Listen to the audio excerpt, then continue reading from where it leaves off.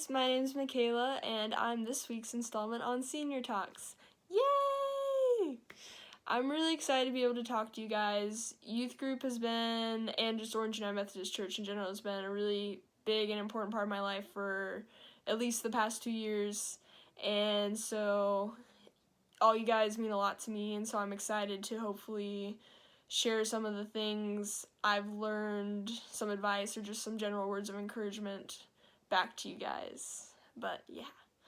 But basically, the thing I wanted to talk to you guys about this week is exactly what Brad preached about this Sunday morning. I don't know what date it is, but by the time you guys see this, you know, it was the one that Brad preached in. That was the Sunday morning service. But just go watch that. You don't even need to listen to me. Just go watch his sermon. He said it perfectly. Just kidding. I'll still give my input, give my talk. But basically what I wanted to talk about was developing your relationship with God and being able to see God and feel Him in your everyday life, and how that's different for everybody. For sure, that's definitely a very deep and personal thing, but I feel like there's a lot of pressure to have that deep relationship with God. Even early on, like people our age, you still feel that pressure to have that deep connection that everyone else has and believe everything that you hear. But that, I know that's hard if you don't, if you haven't been able to feel that, inside. You can, like Brad said, if you haven't watched it, you can be told different truths and information, over and over and over again, constantly. And yet, it could mean absolutely nothing to you because you can't feel it inside. And that's definitely something that's been true for me. I've never been lately I haven't been a big fan of words, because words don't necessarily mean anything. They only mean what you want them to mean. So it's hard to just take words for what they're supposed to mean when you can't feel, if they don't connect with anything inside. But basically, it's hard to be able to give advice, again, to people who haven't necessarily felt what I'm talking about inside. So instead of just giving you all these, tips and things about life and about what to do in your relationship with God, I'm just gonna give a little bit of my experience, and hopefully you will be able to gain some sort of hope or some sort of wisdom from it, because I don't want to just start spewing things you guys have all heard before, as I know that isn't always helpful. And honestly, I feel like a lot of people don't really understand what I've gone through in my journey. They kind of just see where I am now and have no idea, how I got there, or why I do the things I do, why I can see and understand the things I understand.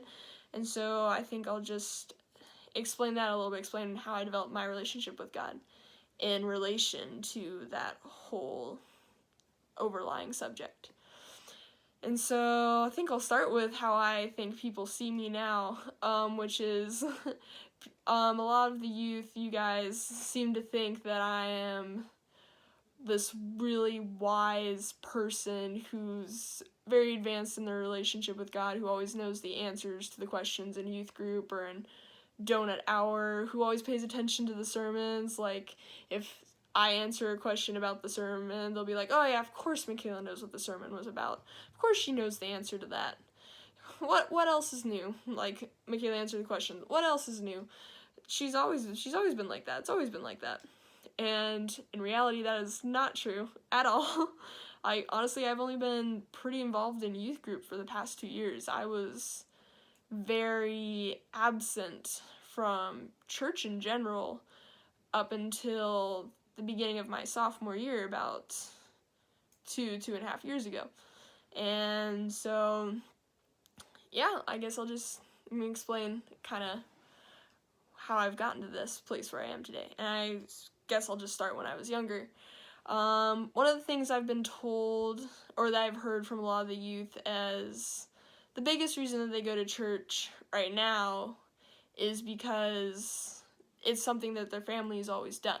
like it's a big part of their habit. Like that's what you do Sunday morning is you go to church. And so that's why they go to church. And for me, that is not true. I mean, when I was a kid, my family always went to church.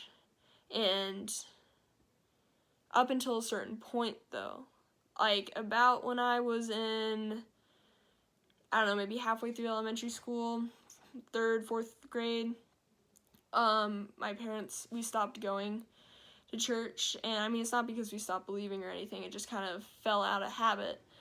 But of course, as a kid, like, church wasn't necessarily that important to me yet. It was just something that was habit, like I've heard from a lot of people. And so when we stopped going, it wasn't necessarily a really big deal to me. I was like, oh, okay, this is my new normal. Church is no longer in it. Okay, that's okay. And yeah, but so then in middle school, I remember I did come to church one morning for something, although I did not attend church service anymore. But Brad approached me when I was in 6th grade and invited me to youth group. And I started going every once in a while, but it wasn't like a every Sunday type of thing. It was more of like maybe once a month. And yeah, because like it just wasn't habit for me. It didn't connect with me because, like I said before, as a kid, I've always believed in God, but when I was younger, I didn't really feel him. I didn't have like a relationship with him. He was just kind of this person I believed was there. Or I guess not person, but it was this thing I believed was there, but I didn't feel it. And so like I just didn't connect with a lot of the parts of religion and church, which is why it wasn't a big deal to me that I didn't go. But I started going to youth group a little bit, but I still didn't really have that connection there. And yeah, but the one thing that I've always been a big participator in, though, has been the mission trips. And I think those were the first things that gave me a glimpse of what a relationship with God is like and what he feels like. Because on mission trips, I always just felt this overwhelming sense of love through the things we were doing for other people and just through the relationships you build with the people you're working with on those trips. It is honestly the best thing I've ever felt, that kind of love. And it's the first thing that really started to awaken God in me. I was like, I thought, if this is what having a relationship with God feels like, then I want to feel that more often. I want to feel it all the time. And that is what eventually got me going back to church my sophomore year. After going to Miami, I was dead set on going back to church every Sunday morning, becoming more involved in the youth group, because I really wanted to explore that possible relationship with God and learn more so that maybe I could finally really feel and believe all the things that I'd been told. And also, I've just always had this thing that I want to be the best person that I can be. And for me, that includes that's largely tied to God and what he wants for us. And so I wanted to learn more about that so that I could just be better and also just be happier. Because like I said, when you have that overwhelming sense of love in you, it's hard to be upset. And I wanted to feel that all the time. But even then, even my sophomore year, when I started going back, there was still something missing. I mean, I was definitely more connected with God than I had ever been before. And it was because I really was seeking after it. I really had that desire to learn more about him and to have that relationship with him. But there was still something missing.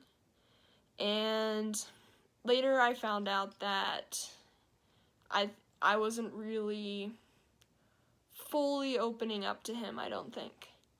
Because honestly, one of the things I've struggled with for most of my life is that I guess not most of my life, but for for a lot of my vital years throughout middle school and first couple years of high school, I've had this fear of being alone, of not fitting in anywhere, of always feeling like I'm separated from everyone else. And that's honestly because that's the kind of life I lived in elementary school. I didn't talk to a lot of people. I kind of just stayed in my own corner, did my own thing. And when I realized how much I love people and how much I really liked that feeling of being connected with the people around me and that love that I said I felt on those mission trips, when I realized how much that meant to me, I became deathly afraid of becoming that person I was in elementary school again. And so for a long time, I was seeking the validation of everyone I met. I would judge who I was as a person based on if people liked me, if I was being a good friend, if I was doing the right thing. I judged if I was being the best person I could be by how other people responded. And I would jump on any little thing to tell myself that I wasn't doing good enough, that I wasn't good enough. And I would say that to myself over and over again, oftentimes before I'd fall asleep. You're not good enough, you're not good enough, you're not good enough, do better. And lucky enough for me, I have a naturally sunny disposition, so it didn't tear me down a lot right away. I could wake up the next morning after crying myself to sleep and be fine. But over the years, that really was building up to something that was really tearing me down inside.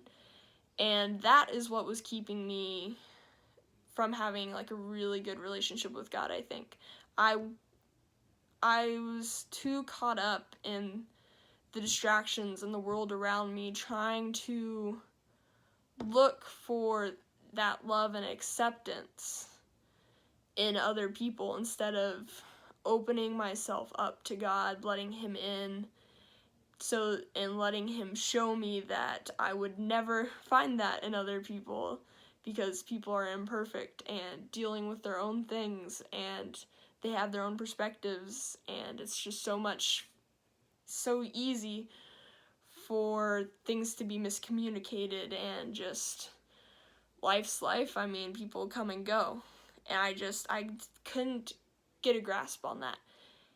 And in the end, I got hit hard with it. I gotta say, I got hit really hard with it. I mean, I think I've finally come to realize that honestly I probably became depressed in between my sophomore junior year, and it probably lasted all the way up until September 2019, and why there had been one too many people that I'd gotten close to and gotten attached to that had left, and I just couldn't deal with it emotionally anymore. And so I broke down. I was devastated. I didn't understand why I was in so much pain all the time, why people kept leaving, why I wasn't happy, and I had to let go of everything. I spent a long time crying out to God, and for the first time I really opened myself up to him, and I was like, God, please take this from me. I don't know what else to do anymore. I'm always told that you have a plan, that like you are gonna take care of me, that everything will work out in the end.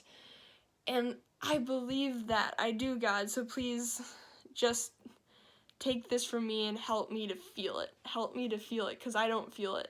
I believe it, but I'm having a hard time seeing it. And it took a long time. I had to really stick to that. And I spent like a year and a half having to deal with that pain and that fallout from all the distractions that I had let build things inside my mind. And I had to really give them up and spend a long time breaking down those things and those reliances on other people around me.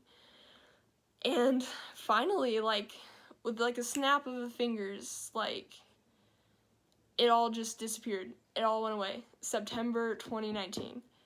It all just went away. I was happy again, and it happened in a day. And honestly, it was, I think, the weekend after the beach retreat, because I remember the beach retreat, I was actually struggling a lot. I didn't really tell people about it, but I remember I got home and I just started crying, and but the next weekend, it was just like everything had changed. My whole life had changed. It was just like snap of the fingers. And that's how I know that it was God who did it, because things don't happen with just snap of the fingers. And so after all those years that I had spent wanting that relationship with God, but not really opening myself up to it, letting myself take stock in all the distractions in the world, I was finally able to achieve this sort of connection with God. And it, let me just tell you, it is amazing. Everything that I am today, everything that I've accomplished, like my outlook on life, my mindset, it's honestly all been built up because I was finally able to let God in, and I can finally feel Him inside of me, and He has really helped me to develop my wisdom, my strengths, my everything, really. And because of that, I understand a lot of things a lot better. I can finally see things that we're told about in church, that we're told about in the Bible. I can see that in other people. I can see God working in other people. And it's an amazing thing, and I'm so happy that that's a part of my life now. And because it's something I've wanted for so long and I've felt so incomplete without. And I feel like it's just helped me to love people a lot better and to have a lot more faith in the future, being okay with the fact that I have no idea what's going to happen, being okay with the fact that, I'm going to be alone sometimes, people are going to come and go, that's just life, but God is always going to be there for me. He loves me, He knows what's going on, and that's all that matters. I know that He's leading me towards something that's going to do the most amount of good for everyone involved, and that's all I can ever want, really. And so, yeah, I mean, for me, it's been something that's really hard to come into, and it took a lot of work for me to develop that relationship with God. I had to be torn down to my lowest point, but I had faith. I kept with it, and I was finally able to establish that connection, and my whole world changed. Of course, I still have a long ways to grow in my connection with God. That's something you keep learning with your entire life. But if you don't have that yet, that's okay. Like, I just told you guys how hard it was for me to get that and how different it was for me. Like, I had to make the choice to go back to church. I wasn't just normal for me. I had to make that leap. I had to make that decision myself. And I think that is one of the important parts for if you do want to develop that relationship with God, is you have to want it. You have to go after it. If you don't want it, it's too easy to get distracted and get led away by all the things going on and working in the world. It is so easy to get distracted and to get caught up in those things. And I mean, that's just what it is to be human. It's easier to believe in the things we see every day. But if you really go after that relationship with God, He's going after you too. So you guys will finally be able to meet in the middle at some point and finally make that connection. And it's wonderful. And yeah, I really hope you guys will find it. I mean, I would say soon, but I think it really is something that can happen over time for some people. You can't force it, you can't rush it. It's definitely something that you have to come into on your own. So don't let anyone ever pressure you about, hey, why, like, hey, you should believe this, you should feel this, even if you don't. Like, just because you hear these words over and over and over again that you hear in church and hear from the Bible, but you still can't quite believe them yet, that's okay. That is okay. Just because there are other people around you, adults, or maybe other youth like me who have already developed that connection, just because there are other people around you that have that, don't let that pressure you into feeling bad that you don't have it yet.